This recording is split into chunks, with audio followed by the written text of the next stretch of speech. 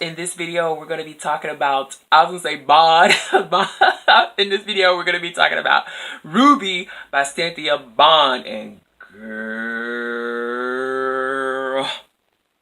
child. I'm just going to have to try to give it to y'all the best way I know how, okay?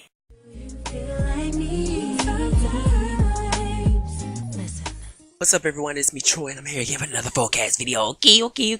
Listen, thanks everybody who recently commented, liked, and subscribed, and extensively so from the past, or from this moment on into the past. Y'all know what I'm talking about.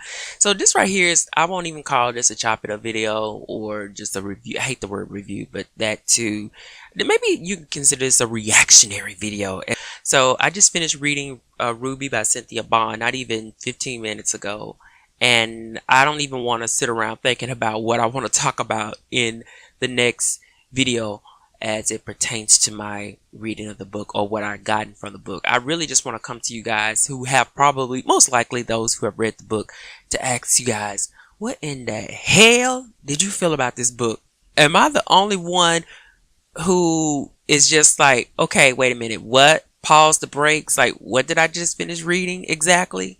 Okay, but let me first just read the synopsis. So I hope I say his name right, but Ephram Jennings has never forgotten the beautiful girl with the long braids running through the piney woods of Liberty, their small East Texas town.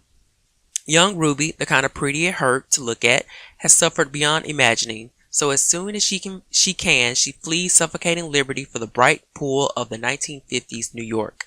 Ruby quickly winds her way into the ripe center of the city, the darkened piano bars and hidden alleyways of the village, all the while hoping for a glimpse of the red hair and green eyes of her mother. When a telegram from her cousin forces her to return home, 30-year-old Ruby Bell finds herself reliving the devastating violence of her girlhood. With the terrifying realization that she might not be strong enough to fight her way back out again, Ruby struggles to survive her memories of the town's dark past. Meanwhile, Ephram must choose between loyalty to his sister who raised him and the chance for a life with the woman he has loved since he was a boy, which of course is Ruby.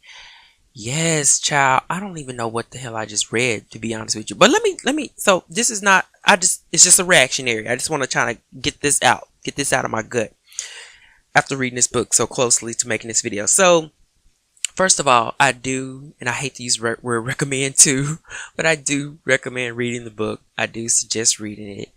It does weave a moderately decent story. And what I mean by that is with all the characters, Ruby, Ephram, his sister Celia, his mother's story, his father's story, the people in the populating the town story, they all have a story, and the author does get around to telling each of these individual characters' stories. And of course, with each story there's a dark secret attached to it, and lots of revelations are given to you.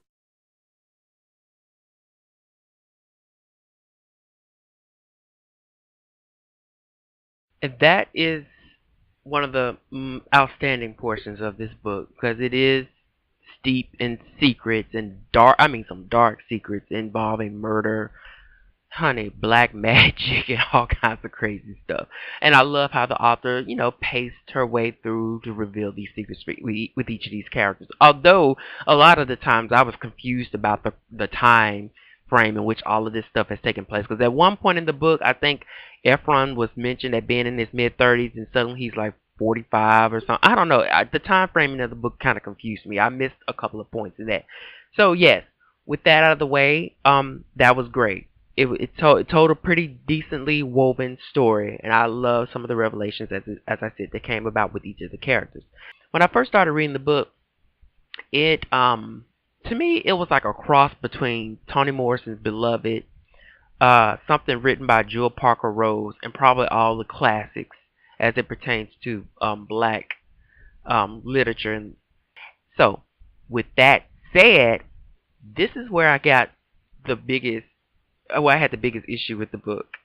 I totally felt like the author was probably trying a little too hard to dish it like those authors that I just mentioned. Not particularly Jewel Parker Rose, because I think she's a little more watered down, no shade.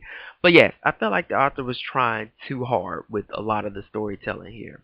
Good stuff, crafty, but definitely too hard of a try. And what made it painful even more was that I feel like not one of the characters, although like I said, they had great stories, not one of the characters actually was grounding the experience to me as a reader. They were all pretty much insane. There was no voice of reason within it.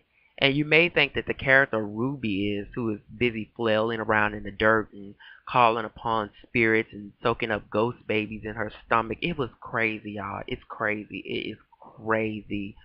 You would think that she was the character to ground the reader within the book, or even Ephraim, but no, that neither one of them was working for me, to be honest. Like literally toward the end of the book, I was sick to death of both of them. Okay, I was tired of them and their little faux fake love story. This moon eye love story. But the book plays with a lot of different things. It plays with hoodoo voodoo. It plays with rituals, spirituality, as it pertains to religion. You have the 1950s up to the 1970s, like I said, confusing with the time, a backdrop of a small town populated by black individuals. The racial discord is there as well. Lynching as one example. Lots and lots of abuse of children in this book. Like I said, I feel like a lot of it was trying too hard. And the most disturbing thing of all is, well, not disturbing, it was actually interesting, but it's so hard. It's really like when an author writes about like ghosts and the devil and demons and stuff like that, haunting certain characters, and you, the reader, you're in this space of, okay, how much of this is really real to the particular haunted character, and how much is it is psychological, in which the author is going to break it down to the reader as, something explainable as like a mental illness. This book spends a hefty amount of time going into those esoteric and psychic realms of ghosts, like I said, and devils and spirits and things of that nature. Kind of good stuff, but to me, there really was no payoff for it. And I don't necessarily mean in the sense, like I said, that it should revolve back to like some of the characters suffering from mental illness, or just they're so stronghold. Their religion has such a stronghold on them that they do see these sort of apparitions. But it just did never pay off. You know what I mean? Like I wanted answers within this particular thing. Like I feel like when an author can do that, it's so easy to let those wisps of storytelling, of theme with those particular haunts just kind of slide out of the whole context of the book to mean nothing. And I just never felt like there was a payoff with all the struggles that these characters were having as it pertains to ghosts and haunts that were following them around. But anyway, those are just my quick thoughts. I do want to know what you guys think about the book if you have read it. And like I said at the beginning of this book, I do encourage you to read it. Like, you will be reading this book if you get started, okay? If you get past 100 pages, you will be reading it as the author plots, paces along, and like I said, giving out these little revelations. Some a little bit out there, but nonetheless still interesting. And the character that I really wanted to see much more of was Ephraim's mother. I think if any of the characters were to ground this story, it would have been her, but I'm not going to give away what happened to her because it is very easy to spoil this book. So that's just my quick thoughts, my quick afterthoughts. I would love to connect with anyone who has felt the same or hasn't, or what I may have missed.